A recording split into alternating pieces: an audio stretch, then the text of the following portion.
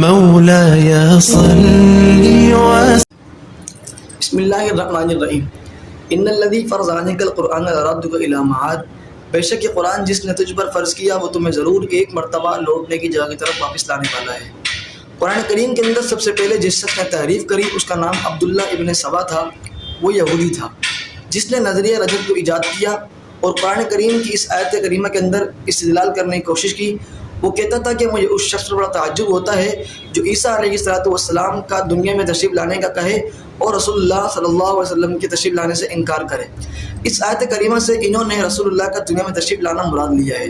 ان کے نزدیک تفاسیر ہیں بہت ساری جن کا نام تفسیر قمی، حق الیقین، نور الثقلین.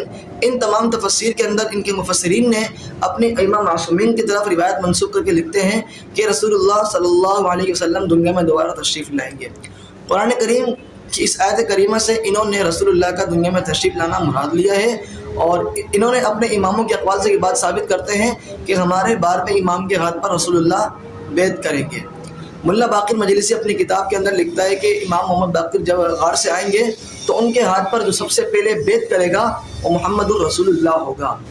دیکھیں جس کے لیے کائنات کو بنایا گیا، جو اعظم الانبیاء کہلائے، جو امام الانبیاء کہلائے، یہ بدبخت ان کے لیے لکھتے ہیں کہ وہ ہمارے 12ویں امام کے ہاتھ پر بیعت کریں گے.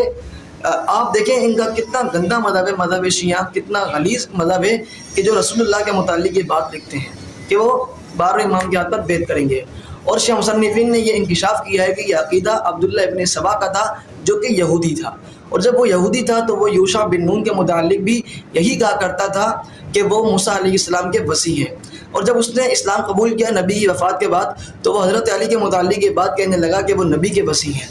اور حضرت علی کی امامت کا قول سب سے پہلے اسی نے کہا اور حضرت علی کی شہادت کے بعد سب سے پہلے رجعت کا اظہار بھی اسی نے کیا.